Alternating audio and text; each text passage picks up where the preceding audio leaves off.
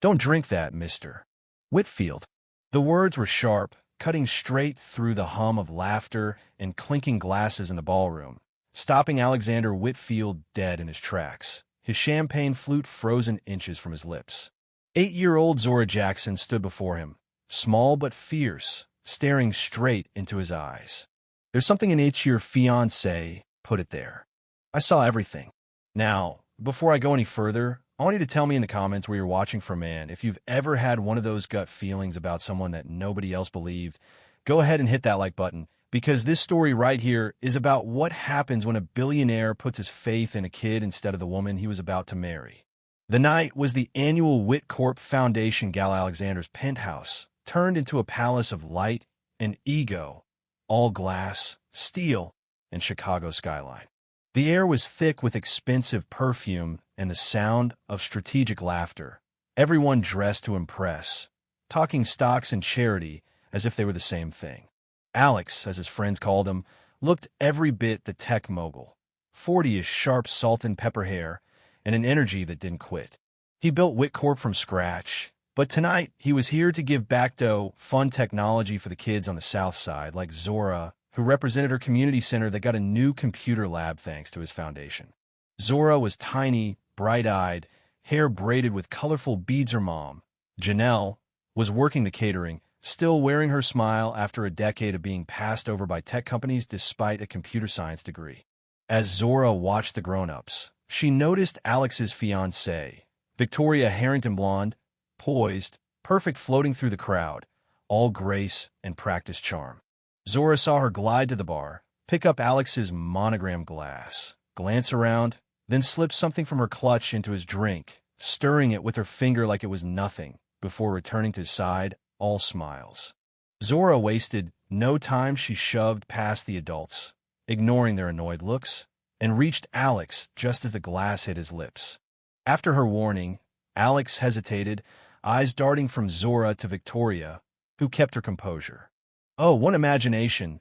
She laughed, but her eyes were ice. Children say the wildest things, don't they? Alex smiled, played along, but quietly poured the champagne into a potted plant when she turned away, slipping the glass to a security guard with a whispered order. That night, Alex watched Victoria closely. He reviewed security footage, but all it showed was her at the bar, no clear shot of anything suspicious. After most guests left, he found Zora by the dessert table, legs swinging as she nibbled a truffle. Can we talk about what you saw? He asked. Zora, serious beyond her years, laid it out. Victoria took your glass, dropped in white powder, stirred it, wiped her finger, brought it over. The level of detail, it wasn't childish imagination. Just then, Victoria appeared, her smile dazzling, but her eyes razor-sharp. Oh, Alex, this child is making up stories. Janelle, worried about her daughter, apologized for the interruption, but Alex reassured her.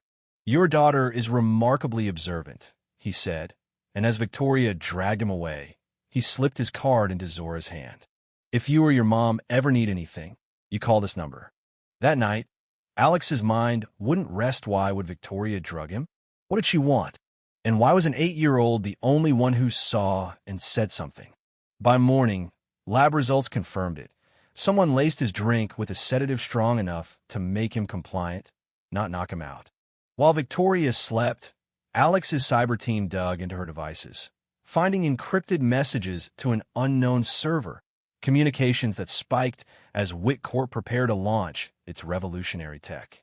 Needing more answers, Alex invited Zora and Janelle to Whitcorp HQ, under the pretense of a scholarship.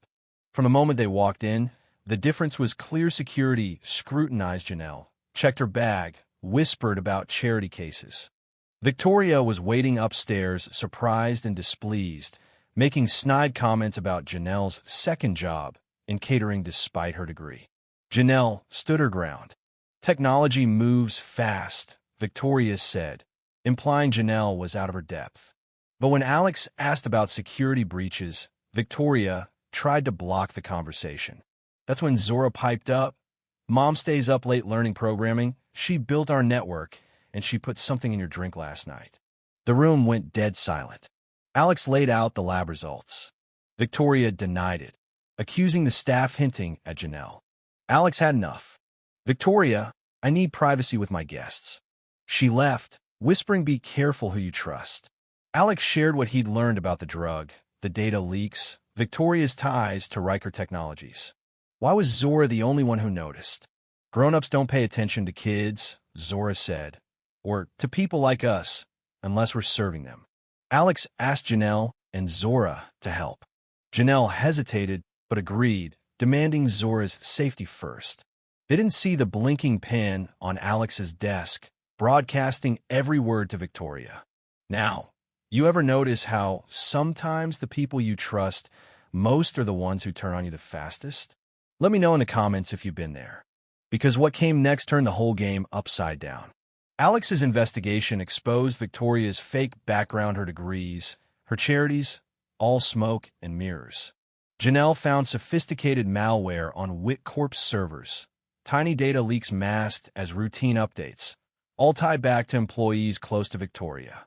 Meanwhile, Zora, blending in as part of Alex's youth program, picked up on everything the way Victoria charmed staff, excused herself for bathroom breaks at key moments, ran little routines to mask bigger moves.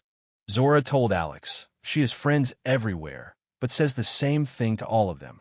Victoria wasn't idle. She ramped up, planting evidence to frame Janelle, staging a break-in, calling the police, who arrived guns visible, rough with Janelle, polite with Victoria. But Zora, hiding by a potted plant, had recorded the whole thing on her tablet. Victoria sneaking into the server room, planting the USBs. The cops almost took Janelle away until Zora showed the footage. Victoria fumed, claiming the video was doctored, but Alex stood firm. If you want to question someone, question Victoria. But damage was done. Victoria launched a PR campaign, painting Alex as unstable, Janelle as an opportunist, and Zora as a troubled child. News outlets ran with it. Zora faced bullying at school. Janelle was iced out professionally. But Alex's team finally found direct messages between Victoria and James Riker, proof of their plan to sabotage WhitCorp, create fake vulnerabilities, crash the stock, and scoop up the company cheap. Under mounting threats, fake criminal charges, frozen accounts, even a near-kidnapping attempt on Zora by private contractors, the trio held their ground. Marcus Freeman, one of WhitCorp's few black executives, brought news.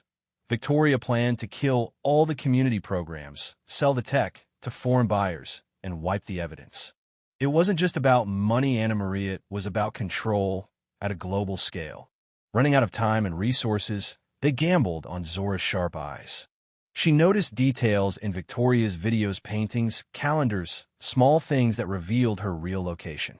Janelle, using the last of Alex's money, hacked into Victoria's servers, grabbing video proof of her conspiracy, her mocking Alex, admitting to framing Janelle and Zora, selling out to foreign interests.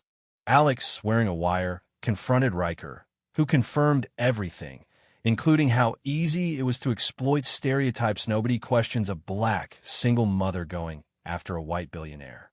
As Victoria's men closed in, Zora triggered the fire alarm. Marcus's security team bought them time, and they released the evidence everywhere. Regulators, journalists, social media, WhitCorp staff. At 9 a.m., as Victoria addressed the board, every member's device exploded with footage of her confessing, scheming, mocking. She tried to run, security blocked her. Federal agents swooped in on Riker. Alex, Janelle, and Zora watched from a friend's apartment as the world finally saw the truth. Alex was reinstated. The board apologized. Janelle was named director of a new diversity division. Zora, honored as a hero, spoke at schools about trusting your gut, no matter who doubts you. The tech was secured. Victoria and Riker faced trial, and WhitCorp reformed its culture, making real changes to include those once overlooked. But even as justice was served, the story didn't tie up neatly. Wounds lingered. Trust takes time to rebuild, and the conversation about race, power, and whose voice gets heard was just getting started. Would you have believed Zora if you were in Alex's shoes? Or doubted a child's word? Hit like if you think we all need to listen closer, comment with your thoughts, and subscribe for more stories where the smallest voices make the biggest difference. Because the truth, it might be hard to prove, but in the end, it's the only thing that sets us free.